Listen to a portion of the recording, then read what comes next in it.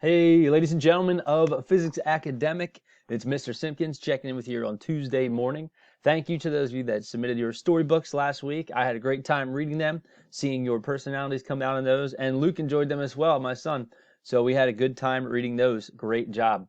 What I want to show you for this week is your assignment. It's called the Dude Physics Project. So to get there, you just log into Canvas. You can see what's happening on my screen here.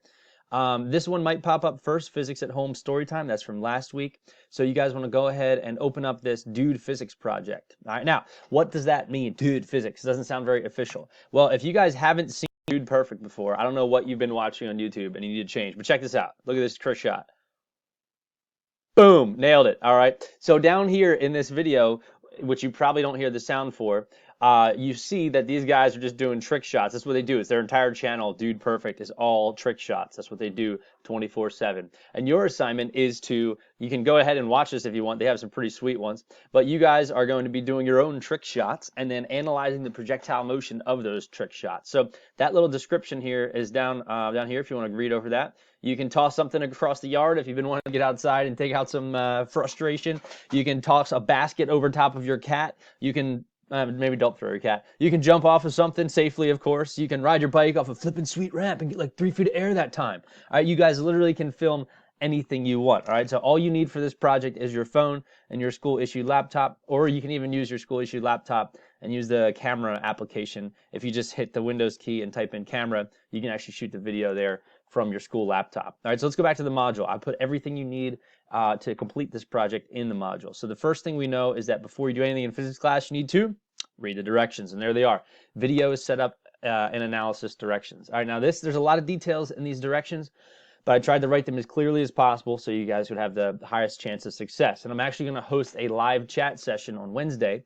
To access that, you can go in the module, but actually all you have to do is log in to your Canvas Wednesday, 2 o'clock p.m., and you can type in your live chat questions there to ask anything that you need about the project.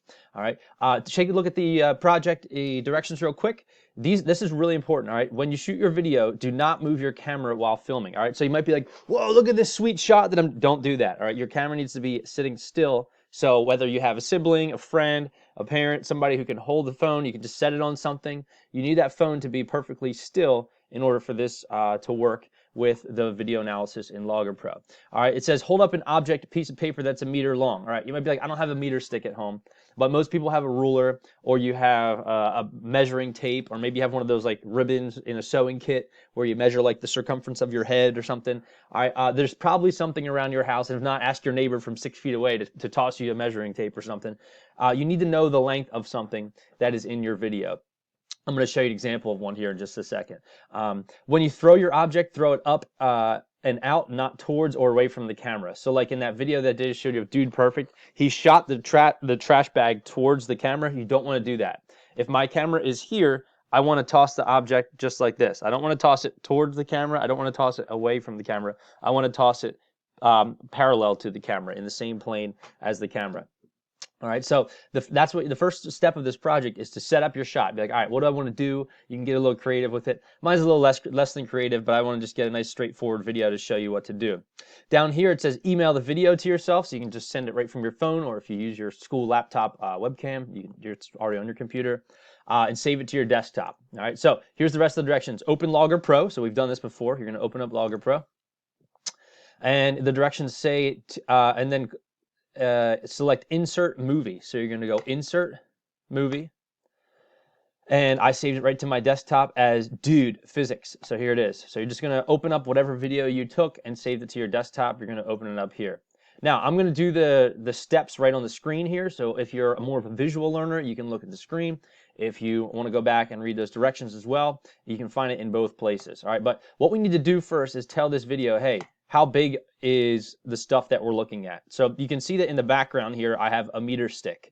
And you're like, I don't have one of those sitting at home. Well, again, if you take a measuring tape and stick an object in the video that is a length that you know, it could even be yourself. Like if you're riding your bike off a ramp or something, safely, of course, wearing a helmet and all that, you know your own height, so you can use that as a reference point. But you need to know the length of something in the video. So here you notice, in order to set this up, you got to click this ruler button right here. It says set scale, and you're going to click and drag, and that green line will drop in there. And I'm going to tell this, hey, this is 1 meter. So I just told the video, hey, that's a meter stick. Now, the other important thing about doing this is, let's say I know the length of this pen, right? If I put this pen up in your face like this, and then I shoot something back here, the length of that pen doesn't help me out at all, right? Because it looks way bigger than it actually is. And so whatever object you have of known length, you want that object to be in the plane of the shot that you're taking. So you don't want something way in the background like, oh, I know how tall my house is, but it's way in the back. Or, oh, I know how tall this pen is, but it's way in the front. If I'm shooting something, I should be shooting it like right over top of the pen, all right? Or at least in the same plane as the pen. So you see how this meter stick is like right where I'm shooting the tennis ball. All right, the next thing we want to do is we want to collect our data for our projectile. So I'm doing a bounce shot here, so I'm actually going to collect the data from the point where it bounced. Remember, you can go forwards and backwards in the little video screen there. All right, one moment, please. I'm getting a call from my wife.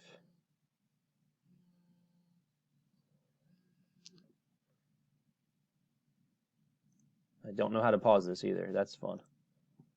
Oh, dear. All right, sorry, I don't know where that video paused there. I had to take care of something real quick. It's fun working from home. So you need to set up the scale in the video, and then you remember that you can go forwards and backwards using these buttons down here where you see my mouse clicking. Now, the next thing you want to do is collect your data. So you're going to, well, actually, before you do that, you want to set the origin. So I'm going to set the origin of my ball's motion. You can see that it started right about there is where it bounced off and hit the table. To collect your data, you're going to use this red button here. And remember that what happens in this program is every time you click, it advances the video to the next frame. And so as I continue clicking, you can see every time I click on this tennis ball, it's going to advance the video another frame. So if your object is a basket flying over your cat or a bag of trash going, well, don't throw a bag of trash. It'll probably make a mess when it lands. But whatever you're throwing, you want to click on the same spot on that object as it continues across. And so I was trying to shoot this ball into the sink.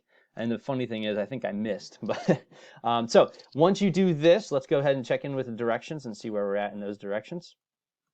The directions here are going to tell us to do all this stuff. So I just did all this stuff up to step 7. All right, remember to read the directions. Step 7. Step 8 says press Control R, and this will rearrange so you can see your graph. So if I press Control R, try again. Control R. There you go. Everything's nice and cleaned up. Now, in this project, if you go to the slides that I've posted for you, so let's go back to our canvas here. And once you get your video, once you click the points and collect your data, you want to come back to the module here, and there's a little thing that says, here are the slides where you can insert your graphs. So you're going to download that template, and it's going to look a little something like this. So here, you want to type your name in where it says type your name here. You want to delete this picture. This is just one of the Dude Perfect shots, and put a picture, a screenshot of what you're doing for your trick shot. All right, let's look at a couple of things here.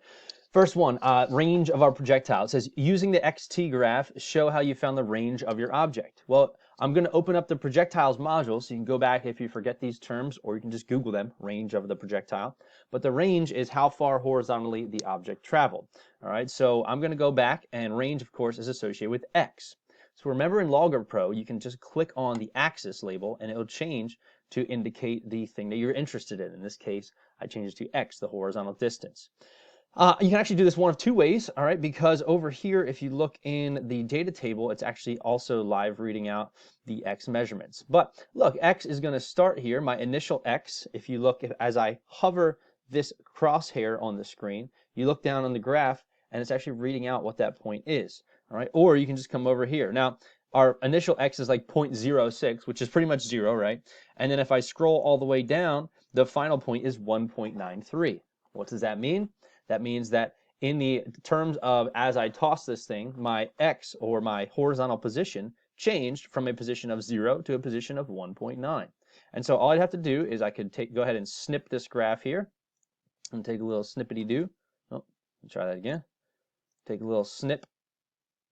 It might not let me do that while I don't think it lets me do it while I'm live capturing the video here, unfortunately. So you're going to take a snip of the graph, and then you can come back and you can drop it right in here, and then just say, hey, for the range, in my case, I would say my projectile, or I would just say 1.932 meters. Again, I found that number right here on the graph as it read out there. All right, for the rest of the project, some other things I want you to look at are the apex height. So you would get that from the Y. So if I go back to my LoggerPro here and I graph the Y, you can see that this right here is going to be my apex height. Now here's a cool little trick you can use. If you click this button, it says statistics, right? And in this statistics, it says the maximum value. So boom, right there it is, 1.043 meters. That would be your apex. So for this slide, I could just snip this graph and drop it in there and say, hey, the thing that I threw through the air had an apex height of, and show that graph as proof. All right, we continue on, time in the air. All right, for this one, you can go ahead back to LoggerPro. Hopefully my screen is still recording here. And we're going to go back to LoggerPro. You can see that our initial data point was at 0.2380 seconds. And our final data point was at 1.072 seconds. So all you have to do is subtract those two, and that's the difference in the time. Another thing you could do like this, you see if I click and drag my graph, and you look down at the bottom, it says delta t, that means change in time, is 0.8363 seconds. So boom, there's your answer for time in the air right there. All right. Other things, launch velocity components. All right, this one's a little trickier, but it's not too bad. This is going to say what was the initial y velocity and the initial x velocity. What were those components of the launch velocity? And you can find that by going here, x velocity. All right, now, as we know for a projectile, the x velocity should remain pretty constant. It shouldn't change too much as you fly through the air. And so what we're going to do for this one actually is you can either highlight these guys and say statistics and take the mean or average. Here you can see it's 2.292. Or we also know that from a position graph, that's a pretty straight line. And if we take the slope of a position versus time graph using the linear fit, boom, we get the slope. And guess what? 2.3, pretty close to that other data point that we got. So you can do it either way for that one. For the y, it's going to be a little trickier. All right, but actually what you want to do here is just take the initial slope of the graph. So you can see here as the ball bounced off the table, it's moving with an initial upward velocity. There's your initial upward velocity, 3.584. Okay, now I only get 3 minutes left in this video because I'm at a 15-minute limit with the free version. So overall launch velocity, you're going to use your trigonometry from earlier in the year. You're going to take the x component of velocity and the y component of velocity. And if you draw those next to each other, you might notice that you're about to form a right triangle. And that right triangle's hypotenuse is going to be calculated with the Pythagorean theorem. Remember we said Pythag for the mag and inverse tan for the direct shan. So you're going to take the x component and y component of your velocities from the graphs that you measured, and then you're going to use those to find the magnitude and direction of the launch velocity. Finally, the acceleration due to gravity, that's going to come from your y velocity graph. So you come back here, we graph y velocity, and the change in velocity is called the acceleration. Well, what is the rate of change? Oh, it's the slope. And this is pretty sweet. Check it out. We know that the acceleration due to gravity should be 9.8 meters per second squared. And here in my graph, it says 10.64 meters per second squared. Now you may say, well, why is it not 9.8? Probably because my meter stick isn't, maybe exactly in the plane of my motion. But what we do see is it's pretty close, and that's what we're looking for. So I hope you guys take this, get a little creative just like you did with the storybooks. I hope you have some fun with this project. I hope that this video walking you through how to use the LoggerPro to analyze your video is helpful. If you have any questions, again, I'll be available tomorrow at 2 p.m. for the live chat. And if you can't make the live chat on Canvas, then you can just send me a message throughout the week. But I look forward to seeing you guys getting creative, maybe getting outside, maybe having some fun with this one. Trying to provide some good learning opportunities for you guys this week as you're getting stir crazy, but also allow you to have some fun with it. So again, hit me up in the message on Canvas, or you can join us live for the chat tomorrow at 2 o'clock with any questions that you have about the project. Have fun, and I'll catch you guys later this week.